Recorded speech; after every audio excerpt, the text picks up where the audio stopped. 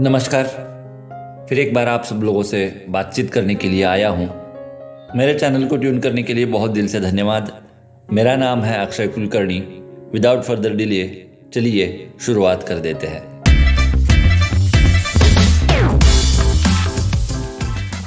Thumbnail में आपने देख लिया होगा कि मैं क्या बात करने वाला हूँ। टॉपिक के ऊपर मैं आऊँगा, उससे पहले मेरा जो पिछला पॉडकास्ट था उसके बारे में थोड़ा सा बोलना है। एक्चुअली बहुत ज़्यादा इमोशनल हो चुका था मैं, बहुत ज़्यादा इमोशनल, क्योंकि बात ही ऐसी है। अगर मुझे सही से इंफ्रास्ट्रक्चर मिल जाए तो मैं सिर्फ इस एक मुद्दे पर बीजेपी को घुटनों पर ला के खड़ा कर सकता हूँ। ये उतनी बड़ी घटना है एक्चुअली। मतलब हम भारत देश में रहते हैं, ऐसा नहीं कि हम पाकिस्तान में और बांग्लादेश में रहते हैं। और मेरे देश में जो बहुसंख्यक लोग हैं, जो हिंदू है, उनको वर्शिप का अगर हक नहीं मिल रहा तो ये कितनी बड़ी विडंबना है, कितनी बड़ी घटना है, आप ज़रा सोचिए। हो सकता है इस घटना का जो सीरियसनेस है, इस घटना का जो गांभीर्य है, वो आज आपके समझ में नहीं आ रहा होगा। लेकिन जो भी लोग मेरा पॉडकास्ट सुन चुके होंगे, अगर भविष्य में मेरी भविष्यवाणी सही होती है तो ये दिन, ये पॉडकास्ट आप ज़रूर याद करेंगे। मैं तो प्रार्थना कर रहा हूँ कि ऐसा कभी ना हो, मेरा प्रेडिक्शन गलत जाए और ऐसा कभी ना हो, लेकिन दिखाई तो वैसा ही दे रहा है। बहरहाल मुझे आपको इतना बताना था कि मैं बहुत इमोशनल हो चुका था और इसलिए मैं ठीक से बात नहीं कर पा रहा था। जो लोग मुझे बहुत सीरियसली सुनते हैं, उनमें से कुछ लोगों के नाम मैं मेंशन करते रहता हूं। जैसे मेरे बड़े भाई के समान है एक मेरे मित्र, उनका नाम है अवधूत जी। और अवधूत जी ने मुझे मैसेज किया था परेशान होकर कि यार तू इस तरह से फ्रस्ट्रेट होकर बात मत किया कर, ये उदासी में बात करना अच्छा नहीं लगता। बहुत सारे लोग सुनते हैं, मोरल डाउन होता है। I am really very sorry Avdhoot ji, and मैंने आपकी बात को सीरियसली ले लिया है। लेकिन मेरा ये था कि मैं जो सोच रहा हूँ, जितना मेरा खच्चीकरण हुआ है, जितना उदास मैं हो चुका हूँ, वो लोगों के समझ में आ जाए और लोगों की आंखें खुले, इसलिए ये मैं कर रहा था। लेकिन आइंदा मैं उसका डेफिनेटली ख्याल रखूँगा। एनीवेज, अब बहुत ज़्यादा बात नहीं करूँगा। आज का जो विषय है उस विषय पर मैं आपको ले आता हूँ। तो आपने थंबनेल में पढ़ लिया है कि देवेंद्र फडणवीस बनेंगे बीजेपी के एकनाथ शिंदे। बहुत सारे लोगों को समझ में नहीं आया होगा, बहुत सारे लोगों को समझ आया होगा तो वो हंस रहे होंगे। एग्जैक्टली क्या माजरा है? बात यह है कि शिवसेना, ये जो पार्टी थी, वो पार्टी टूट चुकी है। उद्धव ठाकरे जी उसे चला रहे थे हाल ही के दिनों में, वो ठीक से नहीं चला रहे थे। इसलिए उद्धव ठाकरे का जो फेल्यूर था उसकी रिएक्शन ये थी, उस रिएक्शन का नाम है एकनाथ शिंदे। एकनाथ शिंदे को किसने पैदा किया? तो वो उद्धव ठाकरे की जो नाकामयाबी थी उसने पैदा किया। अगर उद्धव ठाकरे फेल नहीं होते तो एकनाथ शिंदे कभी पैदा ही नहीं होते। एकनाथ शिंदे जो है ना, वो मजबूरी में पैदा होते हैं, उनको पैदा होना होता है। शिवसेना जैसा पक्ष है जो इमोशन के बेसिस पर चुनाव लड़ता है, राजनीति करता है, और उस पक्ष में अगर उद्धव ठाकरे जैसा लीडर हो जिसका कोई आगे नहीं पीछे नहीं, तो समाज का क्या होगा, कार्यकर्ता का क्या होगा, नेता का क्या होगा? तो वहां पे एक ऑब्वियस अल्टरनेटिव की जरूरत होती है। वो अल्टरनेटिव बने कौन? अब मैं सीधे सीधे कह रहा हूं, घुमा फिरा कर बात नहीं करूंगा। एग्जैक्टली वैसी ही सिचुएशन बीजेपी में है। बीजेपी में जो भी हो रहा है, it is not good. Akshay Kulkarni पागल इंसान है। अक्षय कुलकर्णी पागल इंसान है और इसलिए वो पॉडकास्ट बनाता है, खुल के बात करता है। दूसरा, अक्षय कुलकर्णी के हाथ किसी पत्थर के नीचे नहीं है, इसलिए भी वो खुल के बात करता है। लेकिन बहुत सारे लोग ऐसे हैं बीजेपी में और आरएसएस में भी, जिनको पता चल रहा है कि जो हो रहा है वो गलत है, लेकिन वो कुछ कर नहीं पा रहे हैं। लेकिन मैं आपको बताना चाहता हूँ, ये जो सिचुएशन क्रिएट होती है ना, इट इज़ लाइक आपके धनुष से बाण निकल चुका है, वो जाके तीर पर कब लगेगा, it is a matter of time, that is it. जब इस तरह से सिचुएशन आती है कि कार्यकर्ता अंदर से नाराज हो जाता है, उसे पता चलता है कि जो हो रहा है वो सही नहीं है, लेकिन फिर भी वो रिएक्ट नहीं कर पाता, इसका मतलब यह है कि वो आज नहीं तो कल रिएक्ट करेगा। और वो जब रिएक्ट करेगा तो वो कैसे रिएक्ट करेगा? Exactly like Shivsena, exactly like Eknath Shinde ji. ये मेरे को आज आपको समझाना है। देखिए, देवेंद्र फडणवीस एक बहुत ही सक्सेसफुल सीएम रह चुके हैं महाराष्ट्र जैसे बड़े राज्य के। महाराष्ट्र में बहुत सारे कॉम्प्लेक्सेस है, बहुत सारे इश्यूज है। इन इश्यूज को टैकल करते करते सत्ता चलाना, it is not a joke. दूसरी बात, भाजपा के पास या फिर देवेंद्र फडणवीस जी के पास इतने बड़े एडमिनिस्ट्रेशन का एक्सपीरियंस नहीं था। ब्यूरोक्रेट्स को हैंडल करना है, नेताओं को हैंडल करना है, लोगों को हैंडल करना है, कार्यकर्ताओं को हैंडल करना है और अपनी टर्म पूरी करनी है। जिस दिन उन्होंने उनकी टर्म पूरी करी थी, मुझे बहुत अच्छा लगा था। He was a successful CM. आप देख रहे हैं एक टर्म कंप्लीट करना इटसेल्फ इट्स अचीवमेंट। और महाराष्ट्र जैसे स्टेट में जहाँ पर पर्टिकुलर कास्ट का अगर कोई बंदा सीएम बनता है तो उसे सीएम कंटिन्यू नहीं रखा जा सकता। शिवसेना के साथ भी यही हुआ था जब मनोहर जोशी सीएम थे। और इतने सब चैलेंजेस होने के बाद भी ये बंदा सक्सेसफुली अपनी टर्म कंप्लीट करता है। उसकी टर्म में वो बहुत अच्छा काम भी करता है, बहुत अच्छा परफॉर्मेंस भी देता है और इतना ही नहीं, वो चुनाव भी जीतता है। देखा जाए तो वो वाला जो चुनाव था जो शिवसेना एंड बीजेपी ने साथ में लड़ा था, वो देवेंद्र फडणवीस जी ने जीत ही लिया था ना। उसके बाद शिवसेना को किसने बरगलाया, शिवसेना क्यों अलग हुई, that is a separate thing, that is a different thing. बात तो मुझे यहाँ तक पता है कि खुद अपने जो फडणवीस साहब है वो खुद एग्री नहीं थे शिवसेना को साथ लेकर चुनाव लड़ने में। लेकिन ये डिसीजन किसने लिया? वो सबसे बड़ा गलत डिसीजन था कि आप शिवसेना के साथ चुनाव लड़ो। अगर आप अकेले चुनाव लड़ते तो आपको एटलीस्ट 150 सीट्स तो मिल ही जाते। इस तरह की बात आज भी होती है। तो ऐसा कौन सा व्यक्ति है जिसने ये डिसीजन जो है वो लादा था फडणवीस साहब के ऊपर कि हम शिवसेना के साथ में चुनाव लड़ेंगे? ये बात वहाँ से शुरू होती है। उसके बाद जिस तरह से एक एम्बेरसमेंट का सामना करना पड़ा फडणवीस साहब को महाराष्ट्र के पॉलिटिक्स में, वो फडणवीस साहब कभी नहीं भूलेंगे। वो जो एक दिन वाला अजित पवार के साथ जो हुआ था मॉर्निंग टाइम में, वो कभी नहीं भूलेंगे। तो ये कौन थे लोग जो इस तरह से बर्ताव कर रहे थे? यहाँ पर क्लियर कट हम लोगों को समझ में आ जाता है कि कोई था जिसको शिवसेना को और राष्ट्रवादी कांग्रेस को कंप्लीटली कोलैप्स करना था, विच इज़ ट्रू।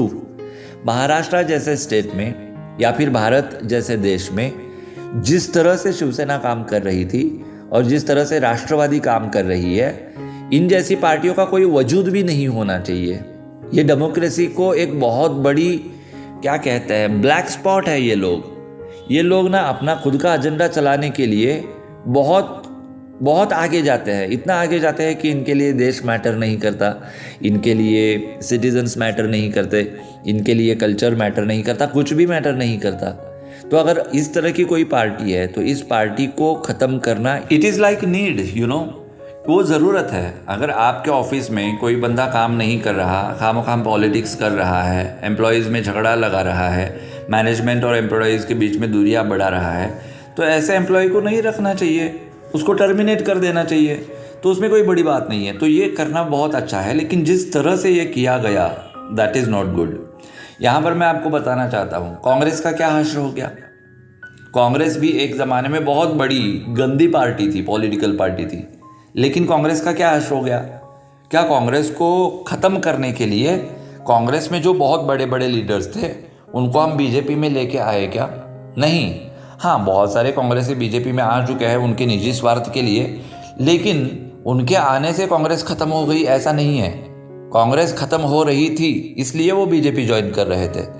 तो ये आप लोगों को समझना पड़ेगा कि जैसे हमने कांग्रेस को ख़त्म किया, कांग्रेस को हमने कैसे ख़त्म किया? कांग्रेस के बारे में लोगों के बीच में जाकर हमने जन जागृति करी। कांग्रेस एग्जैक्टली क्या पार्टी है, कांग्रेस ने क्या ब्लंडर्स किए हैं, कांग्रेस ने क्या स्कैम्स किए हैं, उनके घोटाले, ये सब हमने लोगों को बता दिया। उसके बाद लोगों ने फैसला किया और उसके बाद भाजपा सत्ता में आई। That is the correct way, correct यानी democratic way of finishing any political party which is not eligible to be an political party. अगर कोई पॉलिटिकल पार्टी होने की हैसियत नहीं रखती, अर्हता नहीं रखती, तो उसको ख़त्म कैसे करना चाहिए? डेमोक्रेटिक वे से ख़त्म करना चाहिए। और ये हो रहा था। पूरी की पूरी जो लोगों की एक भावना थी, एक मूड था, वो बीजेपी के साथ में ही था, इसलिए बीजेपी और शिवसेना जीत के आए थे। उसके बाद जब शिवसेना राष्ट्रवादी कांग्रेस और कांग्रेस के साथ गई थी, पूरे महाराष्ट्र में जो सहानुभूति थी वो किसके साथ थी? बीजेपी के साथ थी। अगर वो वहाँ पर चुपचाप बैठते, शिवसेना को तोड़ते भी नहीं, तब भी बीजेपी फिर से सत्ता में आती। अब इस बार शिवसेना भी इसके साथ नहीं थी, तो ऐसा कोई प्रेशर डालने वाला भी नहीं था कि हम लोगों को शिवसेना के साथ में ही चुनाव लड़ना चाहिए। तो ऑब्वियसली हम अकेले चुनाव लड़ते, अकेले चुनाव भी लड़ते और जीत भी जाते। तो शिवसेना को तोड़ा किस लिए गया? हाँ, एकनाथ शिंदे जी जो थे, वो मैं उसके बारे में क्या सोचता हूँ ऑलरेडी मैं बता चुका हूँ, फिर से मैं रिपीट नहीं करूँगा। अगर आप सुनना चाहते हैं तो यहाँ पर मैं मेरे जो पिछले वाले वीडियोज़ हैं मैं डाल दूंगा पिन सेक्शन में, आप देख लेना। तो वो ऑब्वियस था, वहाँ पे हम ठीक है, आपने जो किया ठीक किया, वो हम मानने लगे। लेकिन जिस दिन आपने राष्ट्रवादी को तोड़ा, और जिस दिन आपने राष्ट्रवादी को तोड़ा उसके साथ आपने और एक चीज़ तोड़ी, और उस चीज़ का नाम है देवेंद्र फडणवीस। देवेंद्र फडणवीस को आपने क्या कर दिया? देवेंद्र फडणवीस को आपने फुटबॉल बना दिया है। Devendra Fadnavis is a king, he is a king maker. और उस इंसान को आप 2 नंबर का 3 नंबर का लीडर करके प्रोजेक्ट कर रहे हो। आप बताना क्या चाहते हो? आप मैसेज क्या देना चाहते हो? At the end of the day Fadnavis कौन है? वो भी इंसान ही है ना। और वो मैं जैसे सोच रहा हूँ ऐसा नहीं सोच रहे होंगे, इसकी आपके पास क्या गारंटी है? डेफिनेटली सोच रहे होंगे, डेफिनेटली सोच रहे होंगे। लेकिन वो ऐसा इंसान है, मैं जानता हूँ, वो समय आने पर ही व्यक्त होता है, और वो समय आने पर व्यक्त होगा। मैं इतिहास आपको बता रहा हूँ, मेरे आंखों के सामने जो दिखाई दे रहा है मुझे, वो मैं आपको बता रहा हूँ। जब भी किसी संगठन में इस तरह का विषय होता है, इस तरह की सिचुएशन पैदा होती है, तो वो संगठन टूट जाता है। अगर बीजेपी आज नहीं संभलेगी तो बीजेपी को टूटना पड़ेगा, अनफॉर्चुनेटली, लेकिन बीजेपी को टूटना पड़ेगा। कांग्रेस के साथ भी ये हुआ था।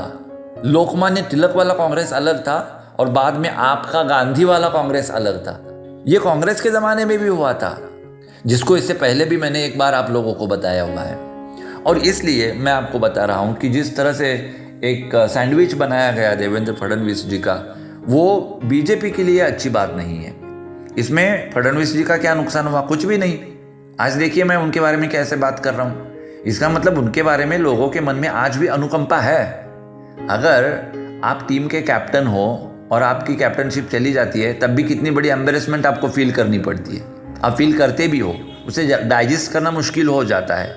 ये बंदा एक सक्सेसफुल सीएम था, उसको आप डीसीएम बनाते हो, क्या रीज़न है? आप थोड़ा वेट करते तो आपकी एब्सोल्यूट मेजॉरिटी नहीं बनती क्या? कर्नाटका में भी यही हुआ था।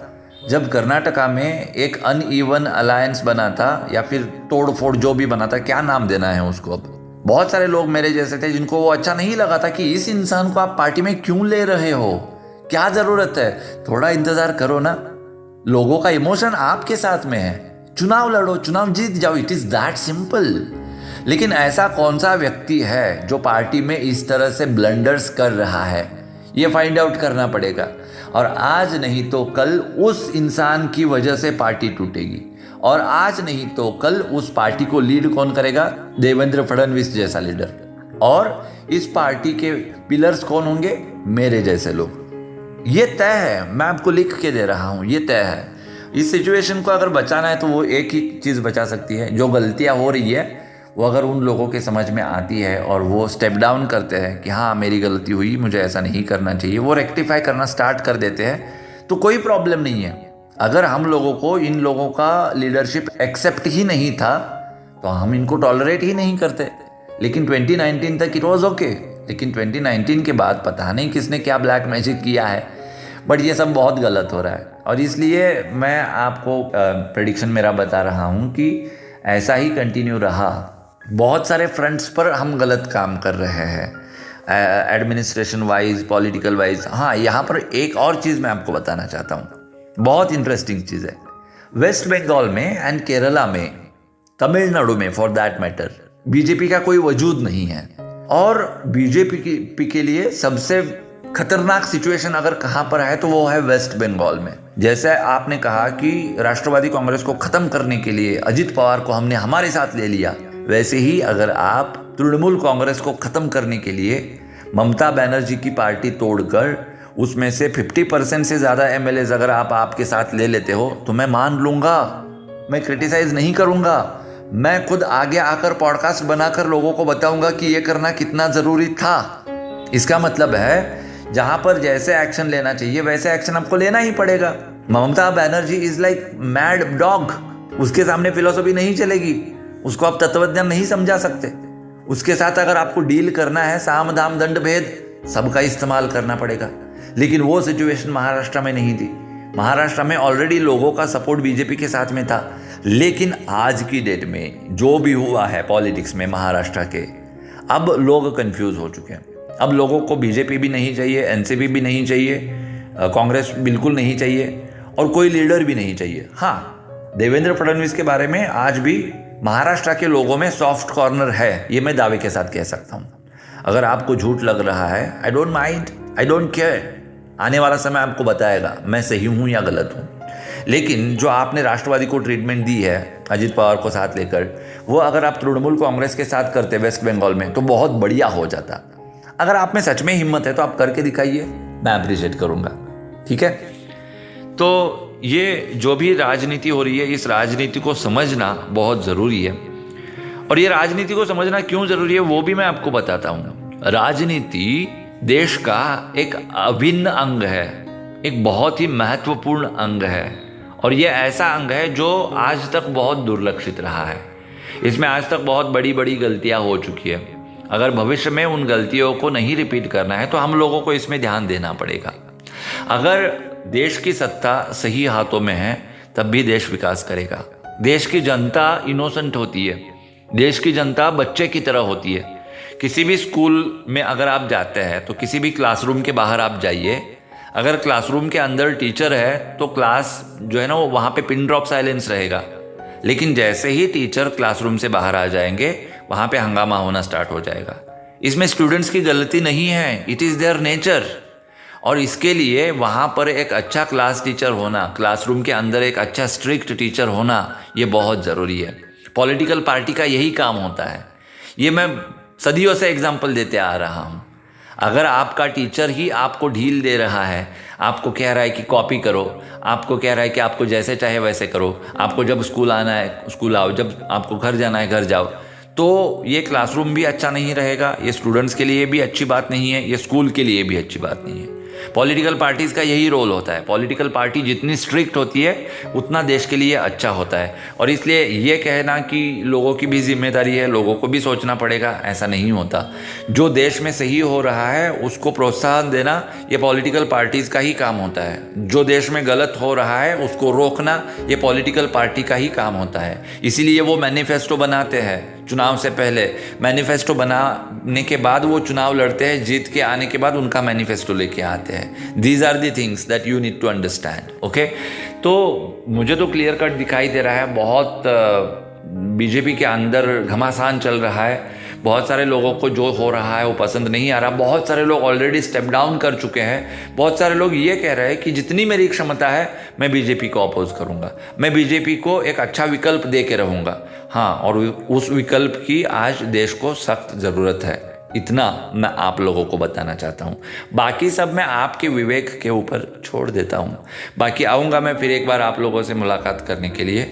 अभी तक आपने अगर मेरे चैनल को सब्सक्राइब नहीं किया है तो अभी तुरंत सब्सक्राइब करिए, दूसरों के साथ शेयर भी करिए, लाइक भी करिए और कमेंट्स भी करिए। फिर मुलाकात होगी, तब तक ख्याल रखिए खुद का, उनका भी ख्याल रखिए जिनसे आप मोहब्बत करते हैं। Love you all, Vande Mataram, जय हिंद एंड नमस्कार।